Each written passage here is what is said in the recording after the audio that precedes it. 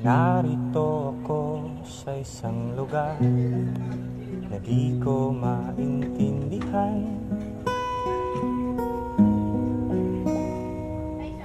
Nakikipagsapalaran sa buhay na ang hantungan ay kawalan.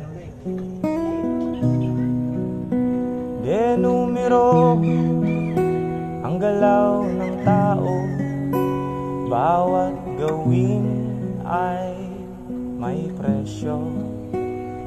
O narito ako sa isang lugar na di ko maintindihan.